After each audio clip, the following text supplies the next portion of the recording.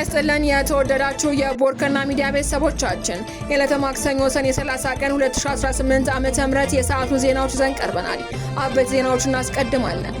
የምክር ቤት አባሉ ዶክተር ደሳለኝ ጫኔ ከ20 ሚሊዮን በላይ የእርዳታ ፈላጊ ቢኖርም መንግስት 2.3 ሚሊዮን ብቻ ነው ማለቱ ከእውነታ የራቀ ነው ሲሉ ተቃወሙ። ዛሬ በተካሄደው የምክር ቤት መደበኛ ስብሰባ ላይ ጠቅላይ ሚኒስትሩ በሰጡት ማብራሪያ በአርሲ በተፈጸመው ጥቃት ህይወታቸውን ያለፉ ዜጎች ቁጥር 11 ብቻ ነው ብለዋል። የዕለቱ ዜናችን ቀዳሚ ጉዳይ አድርገነዋል። ኢትዮጵያ በቂ መረጃ ባለማቅረቧ ምክንያት በዓለም አቀፉ የምግብ ቀውስ ሪፖርት ውስጥ ሳትካተት ቀረች።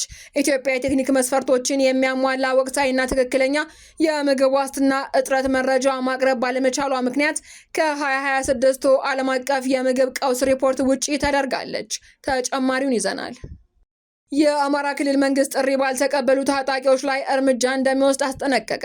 የአማራ ክልል መንግስት ያቀረበውን የሰላም ጥሪ ተቀብለው በሺዎች የሚቆጠሩ ታጣቂዎች ወደ ማህበረሰባቸው መቀላቀላቸውን ቢገልጽም በሌላ በኩል ደግሞ ግትር ጽንፈኞች ባላቸውና ጥሪውን ባልተቀበሉት ላይ ቀጣይነት ያለው የህግ ማስከበር ዘመቻ እንደሚወስድም አስታውቋል።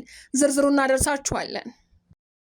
የሩሲያው የውጭ ጉዳይ ሚኒስትር ሰርጌይ ላቭሮቭ ለስራ ጉብኝት አዲስ አበባ ገቡ።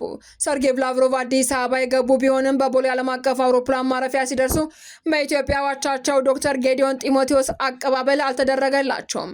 በዝርዝር እናደርሳችኋለን። ዜናዎቻችን በዝርዝር እናቀርባለን። በቅድሚያ የሰብአዊ ድጋፍ ፈላጊዎችን ቁጥር ከ20 ሚሊዮን ወደ 2.3 ሚሊዮን ዝቅ አድርጎ ማቅረብ ፖለቲካዊ ቁጥር ማሳነስ እንጂ ከእውነታ የራቀ ነው ሲሉ የምክር ቤት አባሉ ዶክተር ደሳለኝ ጫኔ ለጠቅላይ ሚኒስትሩ ባቀረቡት ጥያቄ ገለጹ። በምክር ቤቱ መደበኛ ስብሰባ ላይ ጥያቄ ያነሱት ዶክተር ደሳለኝ ጫኔ መንግስት የመረጃ ማጥራት ስራ ሰርቻለሁ በሚል ሰብአዊ ድጋፍ የሚፈልጉ ዜጎችን ቁጥር እጅግ አሳንሶ ማቅረቡን ተቃውመዋል። በተለያዩ አካባቢዎች ለቤተሰቦቻቸው የሚሆን በቂ ምርት የማያመርቱና ለከፋ ችግር የተጋለጡ በሚሊዮን የሚቆጠሩ ዜጎች መኖራቸውን በመጠቆም ይህንን ቁጥር ወደ 2.3 ሚሊዮን ዝቅ አድርጎ ማቅረብ ፖለቲካዊ ቁጥር ማሳመር እንጂ የዜጎችን ሕይወት በተጨባጭ የሚያሳይ አይደለም ሲሉ ወቅሰዋል። ከተለያዩ ዓለም አቀፍ የእርዳታ ተቋማት የሚወጡ መረጃዎችን የጠቀሱት የምክር ቤት አባሉ ተቋማቱ የሚያስቀምጡት ዝቅተኛ ግምት እንኳ ኢትዮጵያ ውስጥ ከ15.8 እስከ 21.4 ሚሊዮን የሚሆኑ ዜጎች በከፋ የምግብ እጥረት ውስጥ እንደሚገኙ የሚያሳይ መሆኑን አብራርተዋል። ዶክተር ደሳለኝ አክለው መንግስታዊ ያልሆኑት ድርጅቶች የእርዳታ እህል እንዳያከፋፍሉ በመንግስት መከልከላቸውንና ድጋፋቸውን ወደ ጥሬ ገንዘብ እንዲቀይሩ መገደዳቸውን ገልጸዋል። የአሰራር አሁን ካለው የገበያ የዋጋ ግሽበት አንጻር በርካታ ቤተሰቦችን ለከፋ የምግብ ዋስትና እጥረት የሚዳርግ ነው ሲሉም ስጋታቸውን ገልጸዋል። በማክሮ ኢኮኖሚው ረገድ ከዓለም አቀፉ የገንዘብ ድርጅትና ከዓለም ባንክ የሚገኘውን የገንዘብ ድጋፍ ያነሱት ዶክተር ደሳለኝ በርካታ ገንዘብ ወደ ኢትዮጵያ ኢኮኖሚ እያስገቡ መሆኑን በማክሮ ኢኮኖሚው ላይ መረጋጋት መታየቱ ይበልጥ የሚያሳይ ቢሆንም የተገኘው ለውጥ የኢትዮጵያን ሕይወት በተግባር ካልቀየረ ዘላቂ ትርጉም አይኖረውም ብለዋል። የሀገሪቱን ዘላቂ ሰላምና እድገት ለማረጋገጥ መዋቅራዊ ችግሮችን መፍታት እንደሚገባ የገለጹት የምክር ቤት አባሉ የችግሮቻችንን ስር መሰረት ችላ በማለት በጊዜያዊ ማስታገሻዎች ሀገርን ረጅም መንገድ መውሰድ አይቻልም ሲሉም ለጠቅላይ ሚኒስትሩ አሳስበዋል። አብይ በምላሻቸው መንግስታቸው የሀገሪቱን ሰላም አስጠብቋል ሲሉ ተከራክረዋል። ነገር ግን የሀገር ውስጥና የውጭ ጠላት ሲሉ የጠሯቸው አካላት ለሀገሪቱ ሰላምና ጸጥታ መደፍረስ ተጠያቂ አድርገዋቸዋል። በኦሮሚያ ክልል አርሲ ውስጥም ተከስቶ የነበረው ግጭት ምርጫውን ለማደናቀፍ የተደረገ ዝግጅት መሆኑን ጠቅላይ ሚኒስትር ዶክተር አብይ አህመድ ተናግረዋል። ጠቅላይ ሚኒስትሩ በአርሲው ግጭት ህይወታቸውን ያለፉ ሰዎች 11 መሆናቸውን የተናገሩት ከህዝብ ተወካዮች ምክር ቤት አባላት ከሃይማኖት ጋር በተያያዘ ጉዳዮች ዙሪያ ለቀረቡላቸው ጥያቄዎች ምላሽ በሰጡበት ወቅት ነው። ህይወታቸውን ካጡት 11 ሰዎች ውስጥም 8ቱ ሚሊሻና ፖሊስ ሲሆኑ ህዝባቸውን እንዳይገደል ተፋልሞ ህይወታቸውን ገብረው የብዙ ንጹሃን ህይወት የታደጉ መሆናቸውን ገልጸዋል። ግጭቱ የሃይማኖት መልክ ለመስጠት ታስቦ እንደነበር ያስረዱት ጠቅላይ ሚኒስትሩ ከሟቾች መካከል ሙስሊሞች እንደሚገኙበትም ተናግረዋል። እነዚህ ፖሊሶችና ሚሊሻዎች ለህዝብ ሞተው እነሱን ከማወደስና ከማመስገን ይልቅ የእነሱን መስዋዕትነት ማርከስ በብዙዎች ፖለቲከኞች መታየቱ አሳፋሪ ድርጊት መሆኑንም ጠቅላይ ሚኒስትሩ ገልጸዋል። በግጭቱ በማለት እጃቸው ያለበት 22 ተጠርጣሪዎችን በቁጥጥር ስር መዋላቸውን የገለጹት ሲሆን ከ90 በመቶ በላይ ተፈናቃዮችም ወደ ቀያቸው መመለሳቸውን ገልጸዋል። ጠቅላይ ሚኒስትሩ ይህንን ቢሉም በጥቃቱ ህይወታቸውን ያለፉ ንጹሃን ከ50 በላይ ሲሆኑ በመቶዎች ራሳቸውን ከጥቃቱ ለማደን ባደረጉ ሽሽትን መጥፋታቸውን ቦርከና ከአካባቢ ምንጮች በማረጋገጥ መዘገቡ ይታወሳል። በሌላ በኩል ጠቅላይ ሚኒስትር አብይ አህመድ በህዝብ ተወካዮች ምክር ቤት ቀርበው በሰጡት ማብራሪያ የፕሪቶሪያው ሰላም ስምምነት በአሸናፊው መንግስትና በተሸናፊው ህወሓት መካከል የተደረገ መሆኑን ገልጸዋል። መንግስት ለሰላም ሲል በትግራይ ያሉ ንብረቶችን ጠብቆ ቢያስረክብም ከስምምነቱ በኋላ የተፈቱ ምርኮኞች በአሁኑ ወቅትም በክልሉ ሁከትና ረብሻ እየፈጠሩ መሆኑን ተናግረዋል። ህወሓት ትግራይ እንድትፈርስ ይፈልጋል ሲሉ የወቀሱት ጠቅላይ ሚኒስትሩ የትግራይ ወጣቶች በኃይል እየታፈሱ ለሱዳን ጦርነት እየተሸጡ መሆኑንም የሚገልጽ አሳሳቢ ውንጀላ አቅርበዋል። አያይዘውም ከየክልላቸው ውጭ የሚኖሩ የትግራይ አማራና ኦሮሞ ተወላጆች የተሻለ ሰላም እንዳላቸው ገልጸዋል። ይህ የጠቅላይ ሚኒስትሩ ንግግር በፌዴራል መንግስትና በህወሓት መካከል ያለውን ውጥረት አለመቀረፉንና አዲስ የቃላት ፍልሚያ መጀመሩን ያመላከተ ተደርጎ ተወስዷል። ኢትዮጵያ በቂ መረጃ ባለማቅረቧ ምክንያት በዓለም አቀፉ የምግብ ቀውስ ሪፖርት ውስጥ ሳትካተት ቀረች። ኢትዮጵያ የቴክኒክ መስፈርቶችን የማያሟላ ወቅታዊና ትክክለኛ የምግብ ዋስትና እጥረት መረጃ ማቅረብ ባለመቻሏ ምክንያት ከ2026 ዓለም አቀፍ የምግብ ቀውስ ሪፖርት ውጪ ተደርጋለች። ይሁን እንጂ ሌሎች ትንበያዎች አገሪቱ እስከ ጎርጎሮሳውያኑ 26 አጋማሽ ድረስ በዓለም ላይ ከፍተኛ የሰብአዊ ቀውስ ካለባቸው ሀገራት መካከል አንዷ ሆና እንደምትቀጥል ጠቁመዋል።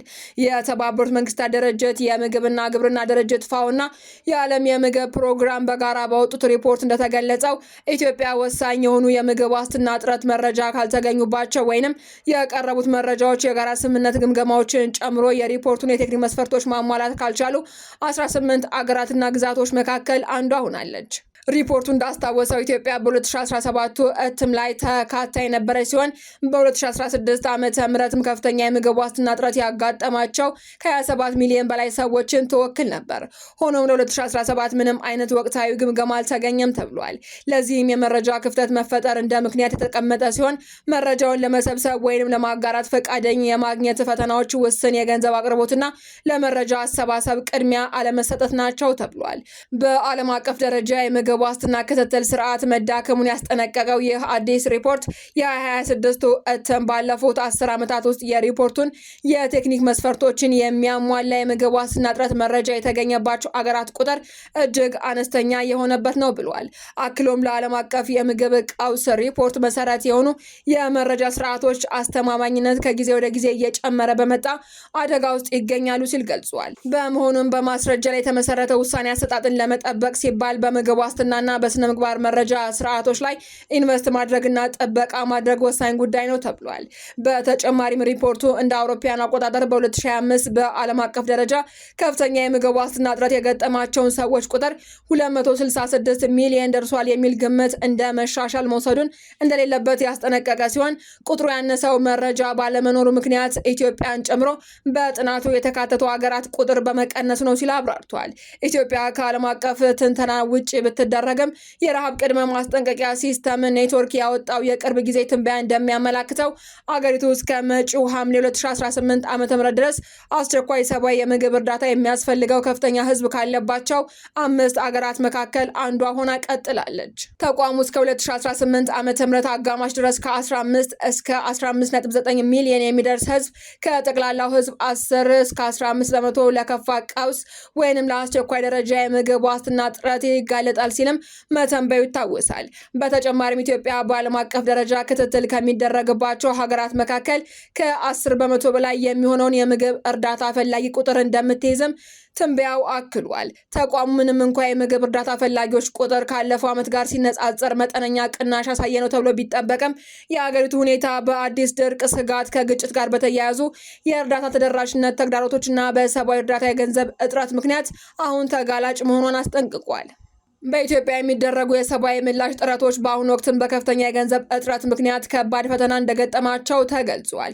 በቅርቡ ዩኒሴፍ ግጭት፣ መፈናቀል፣ የአየር ንብረት ቀውሶችና የኢኮኖሚ እጥረቶች በሀገሪቱ ውስጥ ያሉ ተጋላጭነቶችን ይበልጥ እያሳደጉ መሆናቸውን በመጥቀስ ለዓለም አቀፍ ሰብአዊ እርዳታ ያቀረበው የ2026 የገንዘብ ድጋፍ ጥሪ 81 በመቶ ያህሉ እስካሁን እንዳላገኘ አስታውቋል።